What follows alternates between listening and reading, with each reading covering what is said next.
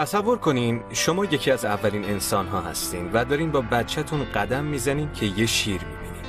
شما نمیدونین شیر چیه، پس بچه‌تون رو میبرین که با اون بازی کنه و شیر بچه شما رو میخوره. پس با ناراحتی میرین خونه، ولی مشکلی نیست. دوباره بچه دار میشین و 5 سال دیگه با بچه جدیدتون قدم میزنین و خیلی دورتر یه شیر میبینین. این دفعه با بچه‌تون قایم میشین و شیر بالاخره میره و هر دوی شما زنده میمونین. میان بیرون و دوباره با بچه‌تون قدم میزنین که یه پرنده میاد بالای سرتون و یه دفعه بچه‌تون میافته میمیره. شما باز با ناراحتی میرین خونه، دوباره بچه دار میشین و یه قولی به خودتون میدین. مطمئناً بچه جدیدتون رو از یه شیر و همینطور یه پرنده‌ای در حال پرواز پنهان کنید. خب 2 راه فکر کردن وجود داره. هر 2 تا تصمیمی که گرفتین بر اساس فرایند سریع و ناخودآگاه فکری هستن که کانمن بهش میگه سیستم 1. سیستم 1 وقتی که ما میفهمیم چقدر واقعا غیر منطقی و نامعقول و در واقع بهتر بگم چقدر احمق هستیم، پس میتونه ما رو برسونه به اینکه سیستم 1 رو با ارزش ندونیم یا فکر کنیم به درد نخوره. اگه از فکر آرام و منطقی ترتون استفاده کرده بودین میفهمیدین که در مورد شیر درست فکر کردین، ولی پرنده هیچ ربطی به مرگ بچه‌تون نداره. ولی ما باید سیستم 1 رو با ارزش بدونیم چون مزایای زیادی داره. اون دلیل بقای ماست. بله شاید بهاش چند تا فرض خیلی موثق باشه، مثل اینکه هر دفعه که پرنده پرواز کنه بچه‌تون میمیره. اما اگه ما منطقی به این فکر می‌کردیم که یه صدای بلند ناشی از چیه و به جای اینکه بترسیم و فوراً ازش فرار کنیم با دقت آنالیزش می‌کردیم، اینجا نبودیم. پس ایده بزرگ اول اینه: درک سیستم 1 و سیستم 2. هر 2 تا سیستم مزایای زیادی دارن. مشکل وقتی شروع میشه که به جای سیستم 2 از سیستم 1 استفاده میکنیم. اونم زمانی که سیستم 2 سیستم مناسب برای استفاده است. و اینا ما رو میرسونه به تعصبات و تصورات غلط که مناسب نیستن. مناسب نیست که فکر کنین اگه یه پرنده پرواز کنه بچه شما میمیره. اگه من این 2 تا سوال از شما بپرسم، جواب شما چیه؟ 1. طول بلندترین درخت ماموت بیشتر از 1200 فوته یا کمتر؟ 2. بهترین حدستون در مورد بلندترین درخت ماموت چیه؟ از یک گروه این سوالا پرسیده شد و از گروه دیگه هم دقیقاً همین سوالا پرسیده شد. فقط این که به جای 1200 فوت در سال اول از اونا پرسیدن آیا طول درخت بیشتر از فقط 180 فوته یا کمتر. فکر می‌کنین جوابا چطور شد؟ حدس میانگین گروه اول 844 فوت بود. حدس میانگین گروه دوم فقط 282 فوت بود. اینا خیلی متفاوتن. این چیزیه که بهش میگن تخمین زدن. پس از خودتون بپرسین چطور دونستن چیزها میتونن برای شما مفید باشن.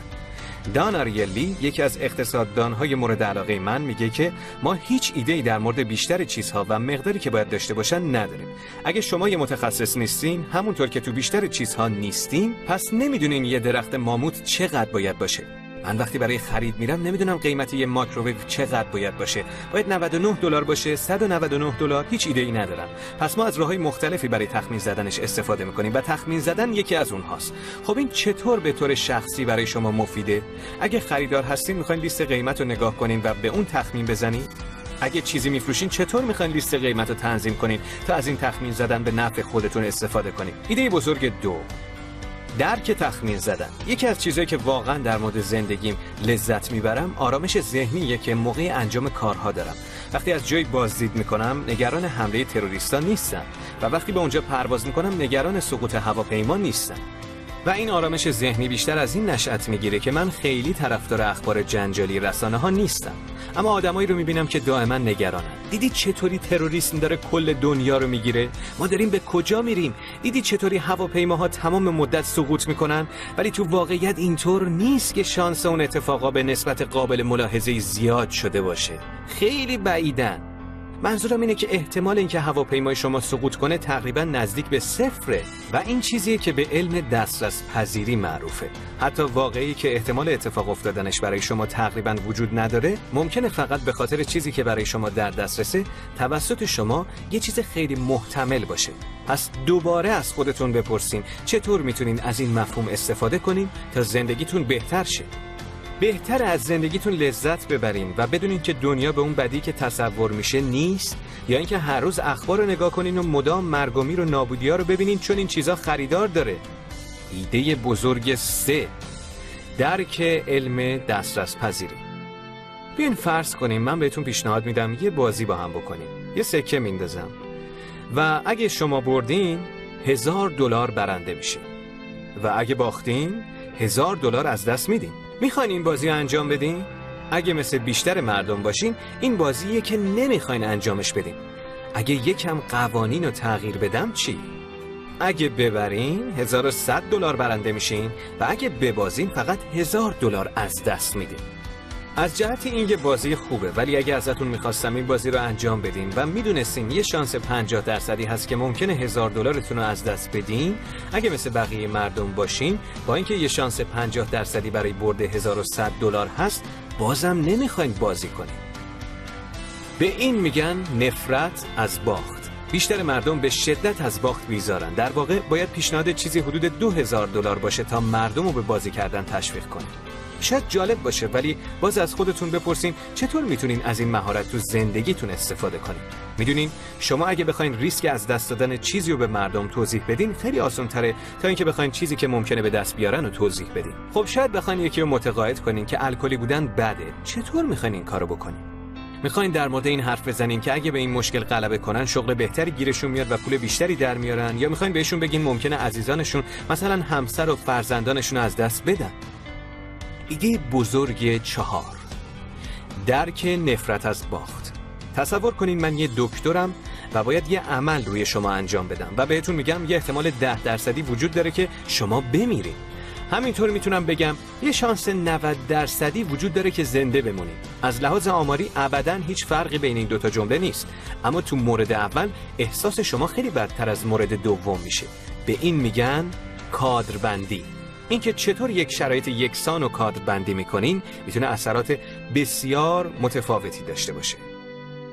پس ایده بزرگ 5، درک کادربندی. باز از خودتون بپرسین چطور میتونم از این استفاده کنم؟ چطور میتونین از کادربندی استفاده کنین تا باعث بشه چیزهای خوب برای دوستانتون، بچه‌هاتون یا هر کسی که میخواین روش تأثیر بذارین جذابتر و متقاعد کننده تر باشه. و نهایتاً ایده بزرگ 6، درک هزینه‌های برگشت ناپذیر. این درباره اینه که بذارین تصمیمات گذشته‌تون رو تصمیمات الانتون تأثیر بذاره. جانو در نظر بگیرین. اون هیچی از پوکر نمیدونه ولی فکر میکنه بره قمار کنه و بازی کنه. اون شب جان $1000 میبازه و هیچی نمیبره. حالا اگه جان از این لحظه به شانس بردش فکر کنه که نیاز به استفاده از سیستم 2 داره و احتمالاً اون ازش استفاده نمیکنه، میفهمه بهترین کار اینه که اون $1000 رو کاملا نادیده بگیره و بره. $1000 که تا الان باخته هیچ ربطی به شانس اون از الان به بعد نداره، ولی جان به شدت تحت تأثیر اون $1000 قرار میگیره و به احتمال زیاد به بازی ادامه میده و بیشتر میبازه. چرا؟ چون اشتباه کرده و تحت تأثیر اون $1000 که باخته قرار گرفته. بذارین یه مثال دیگه بزنم. جن چند ماه پیش 50 تا جعبه شکلات خریده. خونه اون پر از شکلاته. اما حالا در مورد اهمیت تغذیه سالم فهمیده و متوجه شده شکلات براش ضرر داره، ولی نمیتونه از شر شکلات خلاص بشه. از طرفی براش پول داده، پس واقعا براش سخته، هرچند که شکلات براش ضرر داره. خب ممکنه به جان و جن نگاه کنین و بگین عجب احمقایی، ولی واقعیت اینه که من و شما هم همین هستیم. همین الان یه نگاه به خونتون بندازین. چند تا چیز مزخرف طی سالها خریدین که الان فقط افتادن یه گوشه و جا گرفتن، مزاحمتونن و حتی قرار نیست ازشون استفاده کنین، اما از شرشون خلاص نمیشین. توی این شرایط هیچ فرقی بین جان و جن و شما نیست. صندلی که خریدین همش سر راهه، تو خونه کوچیکتون هیچ جایی براش نیست، باعث آزارتونه، اما چطور میتونین از شرش خلاص شین؟ یه زمانی $59 بابتش پول دادین. این چیزیه که بهش میگن استدلال هزینه‌های برگشت ناپذیر. تصمیم‌های گذشته‌تون نباید روی این که الان چی براتون خوبه تأثیر بذاره. اگه یه روزی برای چند تا دونه شکلات پول دادین، معنیش این نیست که براتون خوبه به خوردنش ادامه بدین.